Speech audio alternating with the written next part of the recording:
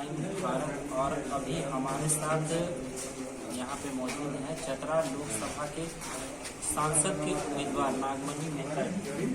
और आज यहाँ पे ये चुनाव लड़ने के लिए यहाँ पे तैयार है और चुनाव में बहुत से कैंडिडेट यहाँ पे खड़े हैं इस लोकसभा से, लेकिन इनका दावा है और इनके पास चुनाव लड़ने के लिए मुद्दे भी हैं। इनके पास 5 मुद्दे हैं जिनकी वजह से जिनको लेकर के यह चुनाव में आ रहे हैं और हम जानेंगे इनसे कि क्या मुद्दे हैं और कैसे उन मुद्दों पे खरा उतरने का काम करेंगे। तो सबसे पहले तो धन्यवाद सर, सबसे पहले तो ये जानना जरूरी है कि आप चुनाव में आ रहे हैं, लेकिन मुद्दा क्या होगा आपका चुनाव में आने का? देखिए, खास तौर से चतरा लोकसभा क्षेत्र से मेरा कोई राजनीतिक संबंध नहीं है, बल्कि व्यक्तिगत और पारिवारिक संबंध। और करीब 30-35 वर्षों से लगातार इस क्षेत्र से जुड़ा हुआ हूँ। 1991 में पहली बार कांग्रेस से चुनाव लड़ा, 2 लोकसभा छोड़ करके लगातार मैं चुनाव लड़ते रहा हूँ, यानी सब लोग के संपर्क में। यहाँ 5 मुद्दे पर खास तौर से मैं चुनाव लड़ रहा हूँ। पहला, चतरा फील्ड फायरिंग रेंज को समाप्त करना। दूसरा, जो कोयला वाला इलाका है वहाँ बाहरी जो ट्रांसपोर्टर हैं और बिजनेस करने वाले हैं उन लोगों को हटा करके स्थानीय लोगों के द्वारा ही ट्रांसपोर्टर और बिजनेस करने वाले लोगों को प्राथमिकता दिया जाएगा। और जो शिक्षित बेरोजगार नौजवान हैं उनको सरकारी नौकरी वहाँ दिया जाएगा, बाहरी आदमी को अलाउ नहीं करेगा। तीसरा, चतरा में रेलवे लाइन का बजट में प्रोविजन लालू जी से लड़ करके हमने करवाया था। अभी तक 15 साल बीत गया, जमीन का अधिग्रहण भी नहीं हुआ है।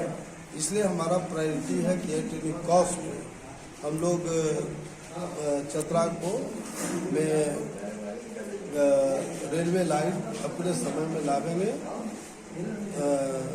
चौथा, जो बॉक्साइट का इलाका है लातेहार में, वह एग्रीमेंट हो चुका था कि जल्द यहाँ बड़ा फैक्ट्री लगाया जाएगा। ये सारा माल रेणुकूट चला जाता है, अभी तक फैक्ट्री लगा नहीं है। हमारा प्रायोरिटी होगा कि वहाँ बड़े पैमाने पर फैक्ट्री लगाया जाएगा, ताकि ये जो खास करके पार्टी विधानसभा क्षेत्र और लातेहार जिला ये जो शिक्षित बेरोजगार नौजवान हैं उनको रोजगार दिया जाएगा। जो 2 बड़ा फाटक है जिसमें सैकड़ों लोगों की जान गई है, एक चंदवा और एक लातेहार, तो उस पर ओवर ब्रिज बनाएंगे।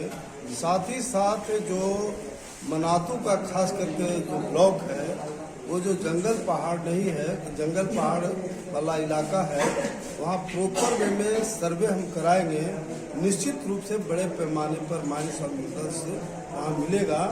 माइंस का डेवलपमेंट कराएंगे और मिनरल बेस कारखाना लगवाएंगे, ताकि यहाँ के जो शिक्षित बेरोजगार नौजवान हैं उनको रोजगार।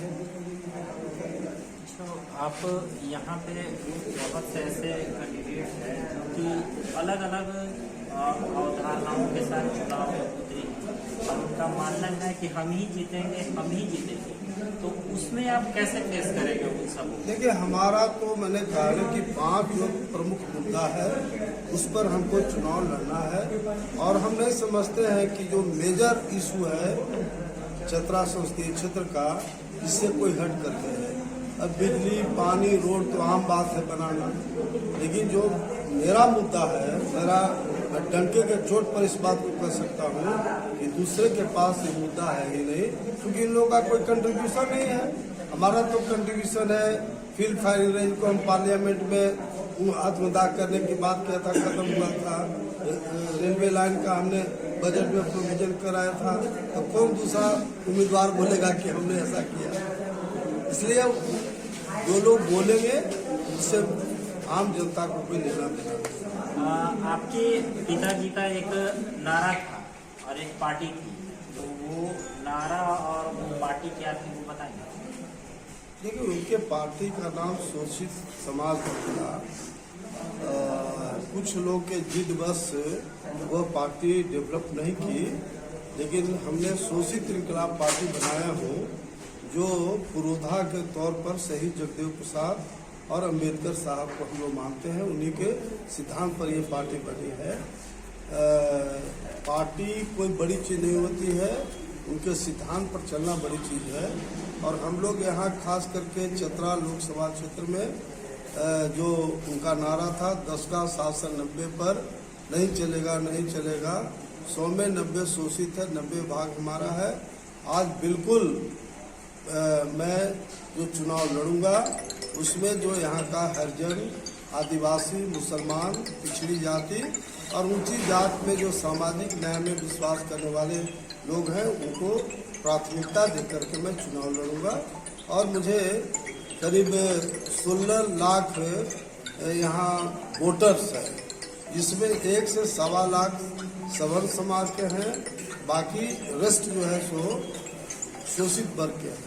इसलिए शोषितों की जीत होना तय, गरीबों का जीत होना तय।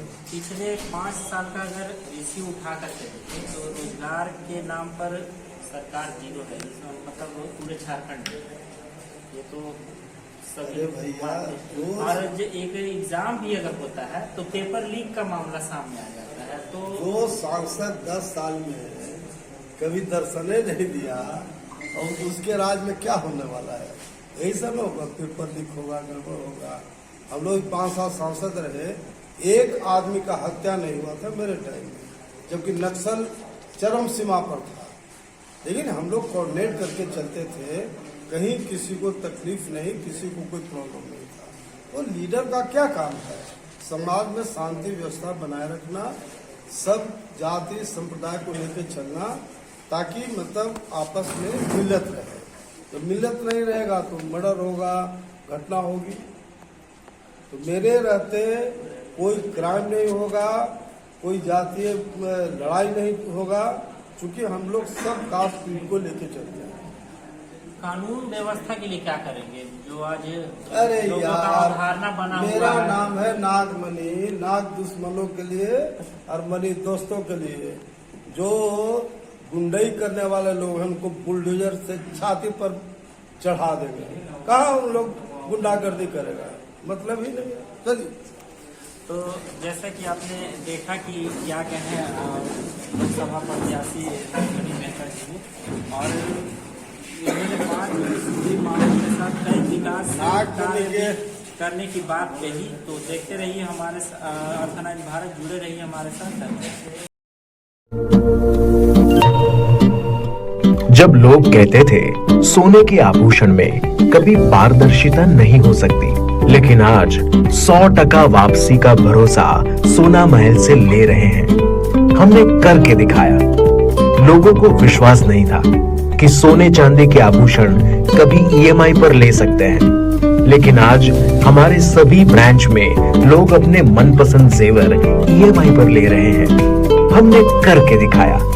असंभव वाली चीज, सोने के आभूषण की बुकिंग के बाद अगर भाव कम हो जाते हैं तो ज्वेलर्स कम हुआ भाव देने से घबराते थे, लेकिन आज सोना महल से लोग अपने गहने की बुकिंग के बाद भाव कम होने पर कम हुआ रेट ही ले रहे हैं। हमने करके दिखाया। जब लोग डायमंड ज्वेलरी ज्यादा दाम सोचकर नहीं ले पाते थे, आज हमारे शोरूम में 6,000 रुपए से शुरू डायमंड प्रोडक्ट ले रहे हैं। हर घर में हमारे डायमंड ज्वेलरी को काफी पसंद किया जा रहा है। मिडिल क्लास ग्राहक भी हमारे डायमंड ज्वेलरी से अपने शौकों को पूरा कर रहे हैं। हमने करके दिखाया। यूं ही नहीं सोना महल ग्राहकों की पहली पसंद, हमने करके दिखाया। सोना महल, विश्वास परंपरा का।